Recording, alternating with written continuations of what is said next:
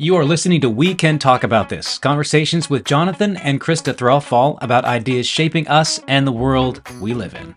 Today we are continuing our PhD in the pastor because we need to finish the what section. Massive topic. And the how section to get through the questions that you asked, which were fantastic, by the way. Thank you for those. Yes. So last time we talked about why you got a PhD.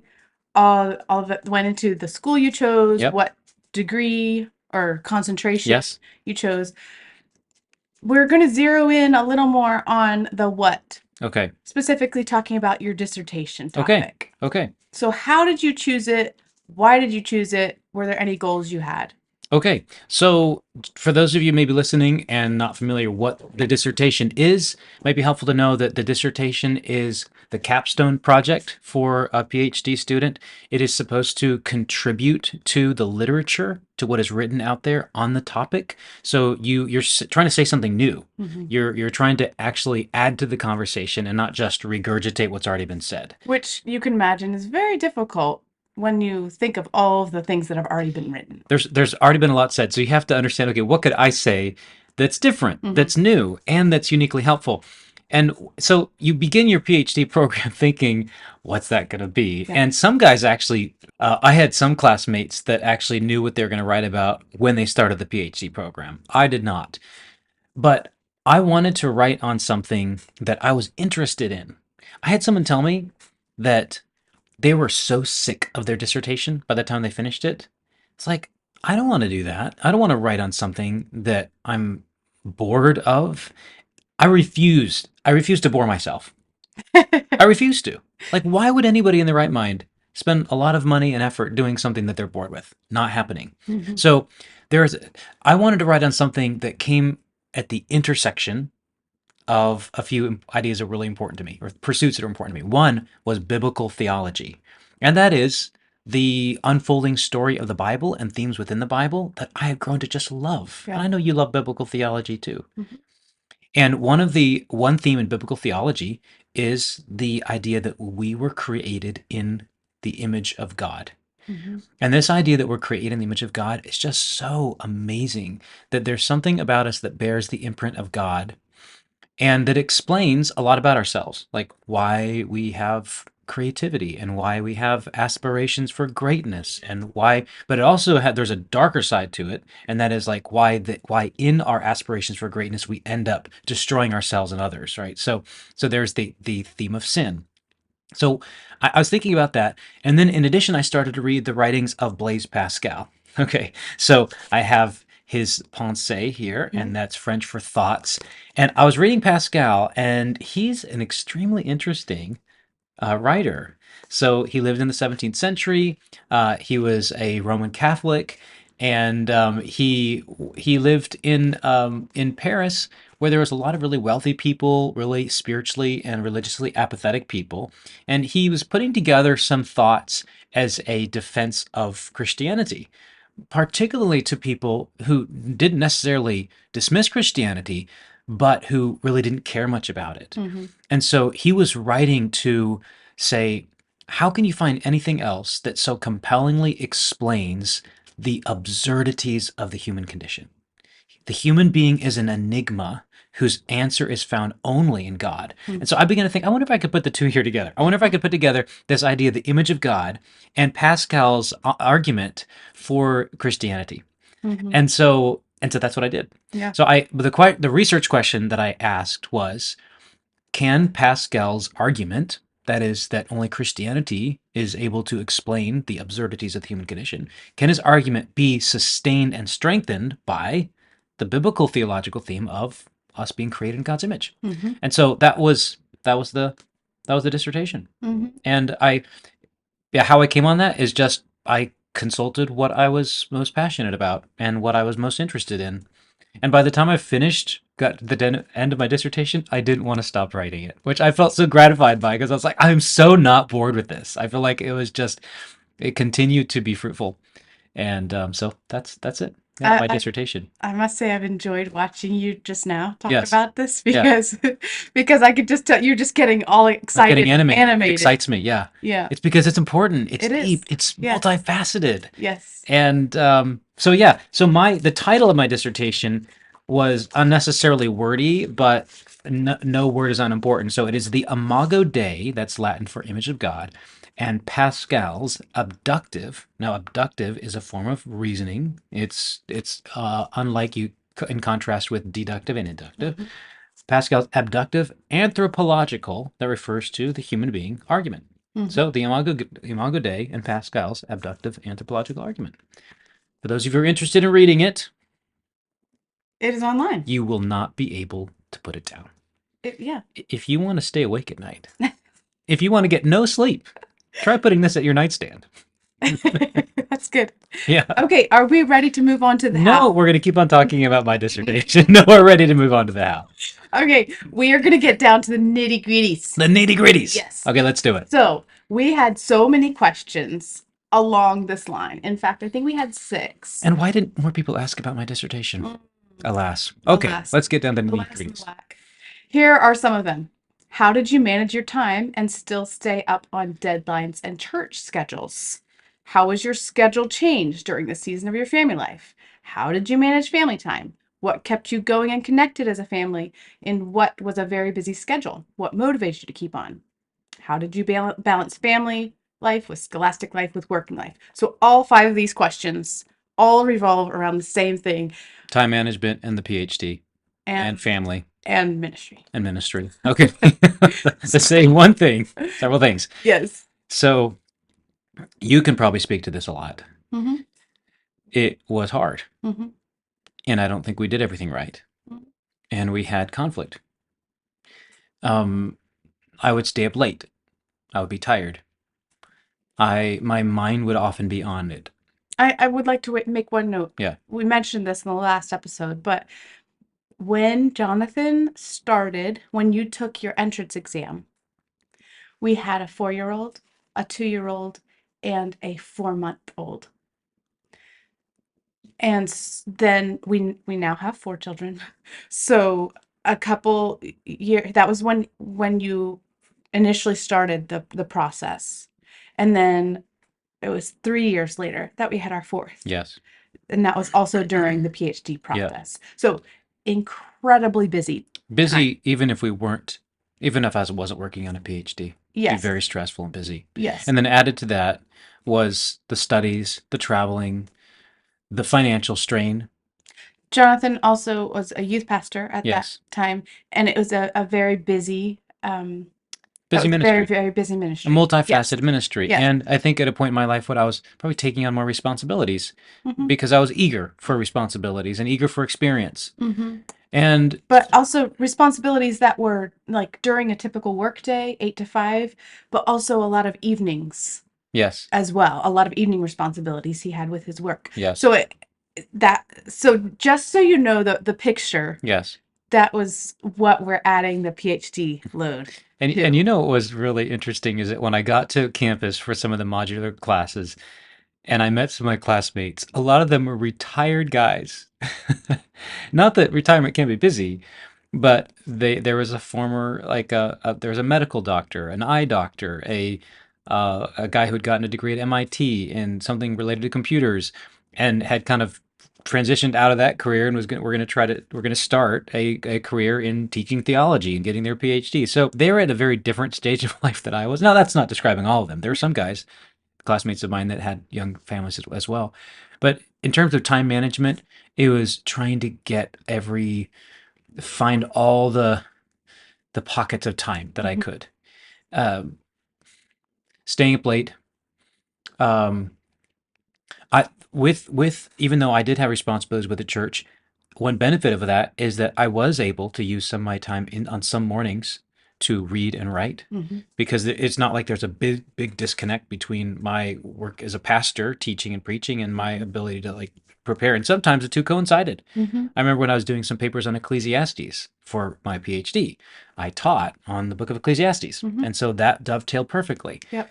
There were some things in my teaching with the college and career group that were straight from my research on Pascal that I was able to pass on. So it wasn't like I wasn't in a job that these areas were completely distinct. Yes. I was able to kill 2 birds with 1 stone, so to speak. Yes. Also, Jonathan mentioned staying up late. That was like every night. Yes. And so to his credit, one thing that he did not do, he was a very present dad and husband.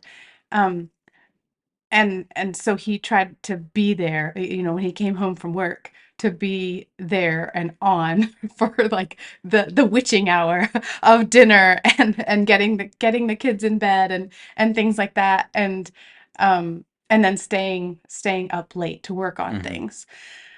Let's talk about our marriage during the PhD thing. It was there were a lot of hard discussions during that time. Yeah. And there are a lot of questions about are we doing the right thing? Are we spending enough time together? Right? I mean, Yeah. and Oh, and yeah. honestly, I felt very conflicted.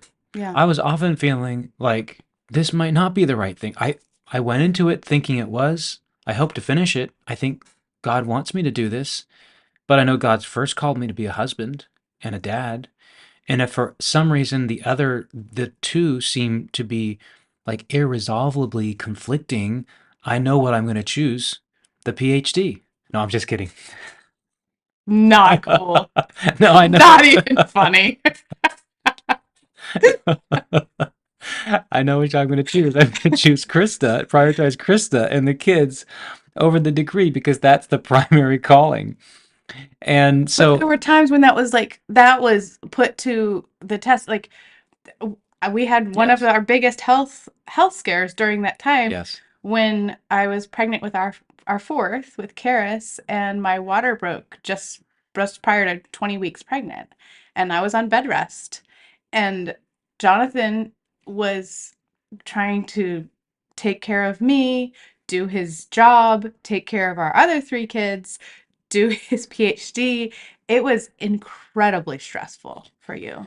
it was very stressful. And I remember at that point holding my PhD with a very loose hand. Yes. And I think that's one thing probably that gave me comfort during that time because I realized this is in God's hands.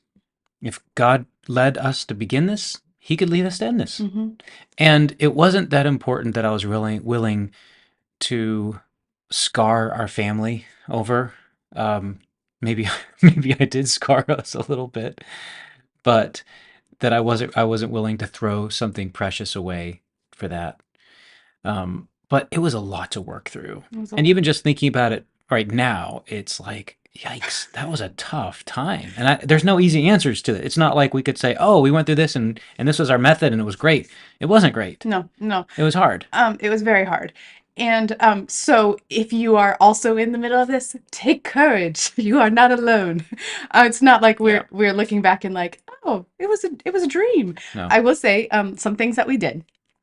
We had after that our kids went to bed, we would take 15 minutes to talk together.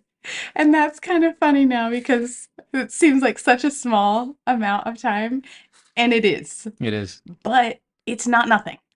Yeah. It's nothing to sniff at, as I Nothing to love to sniff say. at. Don't sniff right now. Yeah. Nothing to sniff at. That was big. Yeah. And that was taking time just to be able to connect without kids and without the PhD, like just you and I just talking. Yeah. 15 minutes. Yeah. So it's, and of course we tried to talk at other times through the day, but that was like just At the least two of we got at least that. Yes. Just the two of us. Yes. And then we did, I already mentioned in the last episode that, we're kind of financially strapped. So I remember during this time seeing things about like, husbands, take your wives out on dates, or, things like that, and just being like, oh, we have a terrible marriage. But one thing that we did try to do is once-ish a week is to have a little home date, which was like more than 15 minutes, maybe like an hour or something like that, where it usually involved me making cookies or I don't know, Yeah. something like Yeah. that. And then you would work on your Yeah. PhD after that. But just still making time for each other. Yes. And it don't put the pressure on yourself that it has to look like someone else's marriage. All it has to be is you loving and serving your spouse. Mm-hmm. Doesn't have to be Instagram worthy. No. So anyway, those are some things that we did for our marriage. Yes. Yeah. We would sometimes walk together too, which is something we could do with our kids, and still try to, talk during that time. Yeah. Yeah. Did we also run? Did we do races during that time? I don't know. I don't know if we did so much when we had 3 kids and Yeah. pregnant with the 4th. I don't know. Seems like I did run a half marathon pushing 2 little That was kids when in a we only had stroller. 2. Okay. Yeah. So that was Yeah. before the Yeah. dissertation. Yeah. Okay. So anything else you want to say on the family part? I don't think so. Yeah. I think you covered it. Yeah. It was a lot of It was tough. sacrifice for the whole family. Yeah. But I will say there was an older man during that time who told Jonathan, he was talking with both of us. He said, "This is the best time for you to do this while your kids are young and they don't remember it." Yep. And he looked at me and he said, "It's hard on you." Yeah. But it's the best time for him to do it. Yeah. And I am thankful that you did it when our kids were young. But then again, that goes back to how God leads you. Right. How Right. like God leads different people to do different things. Yeah. And what he led us to do, he might not, probably not, is leading someone else to do. So, And it is true that right now our kids need our presence more than they did at that time. At least my presence as a dad. Would you agree with that? Like just with different. there's different kinds of being present. Right. But ages 14, 12, 10, and 7, a lot more in-depth conversations about things, and again they remember things a lot more than they did when they were preschool age. Yeah. So yeah. Okay, another how question. Where did you do your extensive reading and focused, organized writing? Okay, I'm assuming the person means like what location I was at. Like, what is that? How you read into that question? What else could that? When we lived in Richmond, Virginia, there was a library. I think it was Union Theological Seminary Library. Incredible place, beautiful, like arched ceilings, thousands of volumes. I would go there, and some mornings I would go there and work on my writing for my dissertation. But pretty much it was anywhere I could find a place. Yeah. Like the beauty. I mean, that was just like I happen to go there sometimes, but you just get it done where you need to get it done. And it would be, I mean, usually at my kitchen, in the kitchen at night is where I did it. With the corn chips lined up. With the corn chips. Sometimes it was at the dining room table after everyone was gone to bed.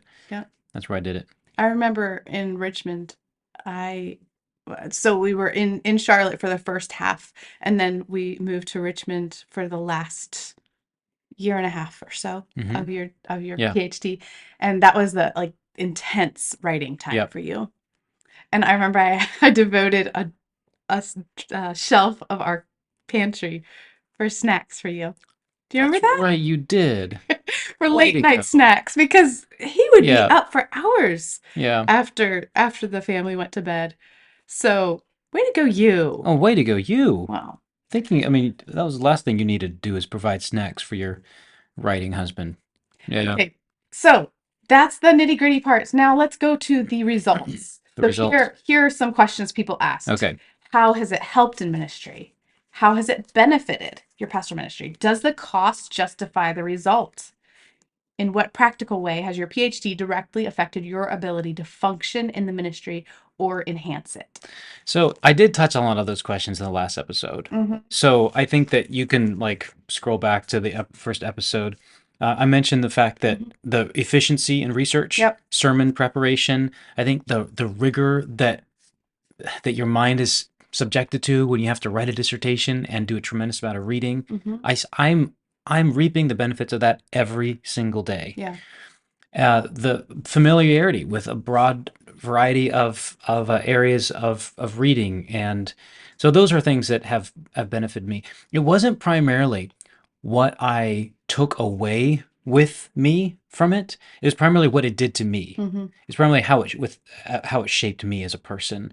And could that be done by not getting a PhD? Well, of course there are certain things, but in addition to the rigor that you're submitting yourself to, in addition to the influence of your academic supervisor and your classmates, you also do end up being credentialed, and so that holds weight for some people. It doesn't hold weight for everybody, but it means something to some people, and that has benefit as well. I think one thing it's making me a better learner. Mm-hmm.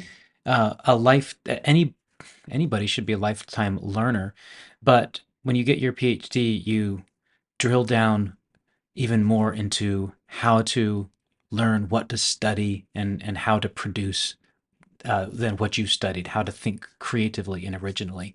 Some people get this idea about the PhD that you dig so deeply into some obscure topic that you pretty much silo yourself off Mm-hmm. from the rest of the world.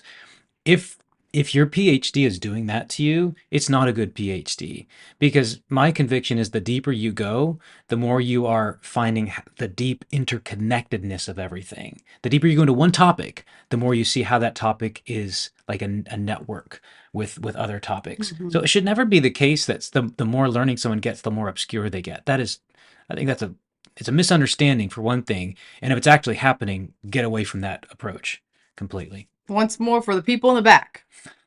Like that is something that I was really scared about for Jonathan, and that's something I prayed about, was that you wouldn't be some sort of proud intellectual who couldn't relate to normal people like me.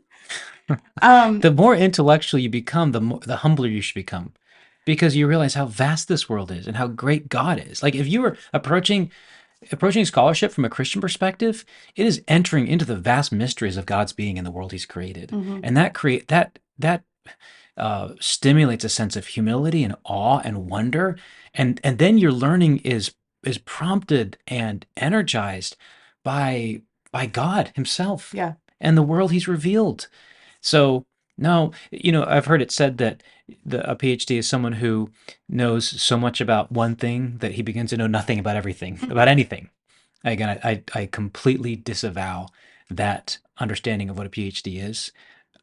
If that exists anywhere, I would run away from it as fast as possible. And yeah, you should be able. I mean, if you're learning how to communicate big thoughts, you should learn how to communicate them to anybody. Mhm, And if you can't communicate them to anybody, maybe it's because you don't know actually what you're saying. mhm.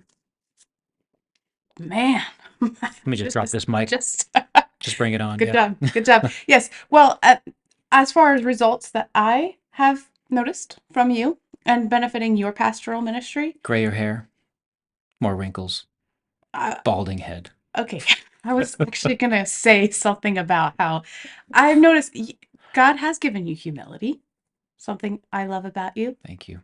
And you're also, you are very equipped to explain things in a good, simple way. So that is something that you've pushed yourself to do, is to be able to explain things to our kids, for example. And they'll ask questions, and or even there will be different times when Jonathan would be trying to talk with me about something he was writing and I wouldn't understand it. And he would always put that burden on himself. He would say, maybe I need to go back and read this again until I understand it and can explain it better. Rather than saying like, well, Krista, if you were to just apply your mind, and so that's something I love about you, and that comes across in your preaching, that you're very careful to explain in a way that anyone can understand. Yes, it's very important to me. If you can't explain it, do you actually know it? I suppose you could experience something and have a thought in your mind and just not be able to articulate it. But I think part of knowing something is the ability to explain it to Hmm. somebody who doesn't. Hmm. And if you don't, you should go back and try to understand it even more deeply. There's a book, and I will put the link to it in the resources, by a French Roman Catholic by the name of A.G. Sertiange. I think that's how to pronounce it, but it's a Sounds lot. good. Yeah, I'll just say it that way.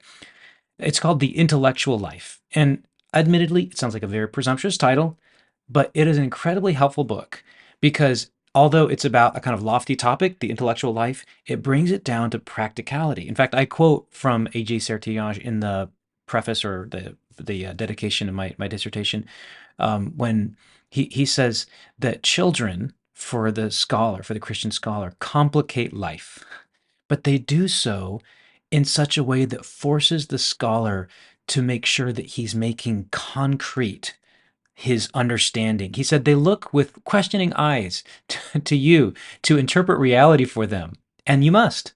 You must. If you're in this world of ideas and it's not making any connection with your kids, why are you in that world? Mm-hmm. Yeah, that's good. Okay, we have 2 questions left. Okay. 1, what, if you did this again, what would you do differently? That's a good question. That's a hard question. It almost seems like we did the best we could at the time. I wonder if maybe you would answer that question for me, like what I should have done differently. Um, I think one thing I probably would have done differently is to lean more into the relationships with my classmates.